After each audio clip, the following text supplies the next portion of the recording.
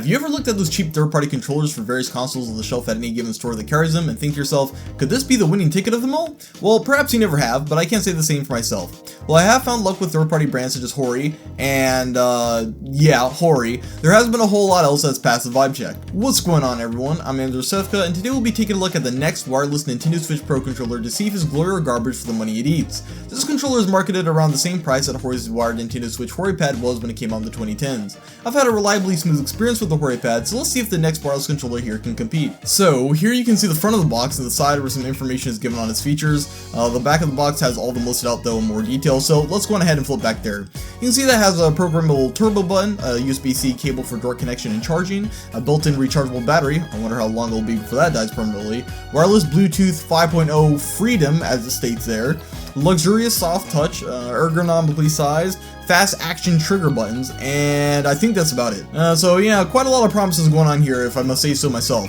but soon we'll see if it delivers. It's also compatible with the Switch OLED, Switch, PC, and the Switch Lite. Why they need to specify that a wireless controller works on all the Switch models is beyond me, since they all share the same hardware connectivity capabilities aside from, you know, the detachable Joy-Cons and TV connection, but hey, I guess it's better to be safer than sorry in all seriousness. You'd be surprised how much the average person can struggle to connect the dots on this stuff. Okay, so let's dive into the box here. What goodies await us inside? I'm expecting the controller, which is right here, and the cable, which is, yeah, where is it? Okay, I'm thinking it's somewhere in the bottom of the box, but that's not important. What we want to look at is the controller, of course.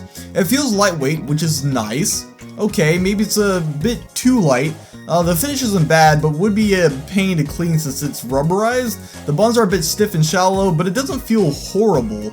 My biggest question is how well the thing handles inputs. With it being a wireless controller, I'm curious to know what the difference is, you know, in latency when it's in wireless mode versus wired mode. So let's go on ahead and hop in a game with it to see how it feels. Alright, here we are with Spark the Electric Jester 3 to give these sticks a click and a spin. Anyways, while we're here testing the controller, I have to tell you guys just how amazing this game is. If you're a fan of fast-paced 3D platformers that really reward clever pathfinding, smooth movement, and mastering momentum, this game is going to be right up your alley. Many people naturally compare the series to, say, you know, Sonic the Hedgehog, and more specifically the Sonic Adventure titles, because it pulls on those titles for inspiration while taking things to the next level.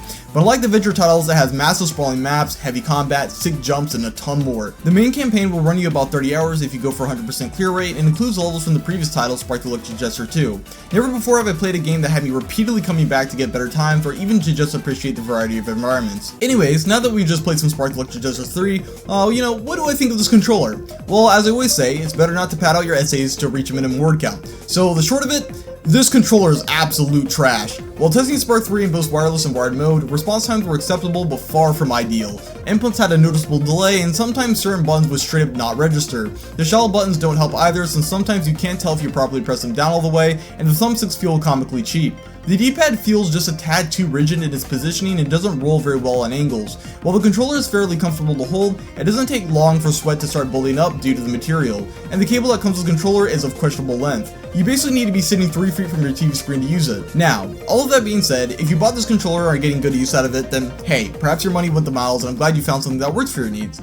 But in my experience with it, I don't think I'd recommend this controller to anyone in good faith. Or if I did, it would be because maybe they just need a temporary solution until they can come across something better down the road. Anywho, thanks for dropping into this review session. I'll catch you all in another video sometime.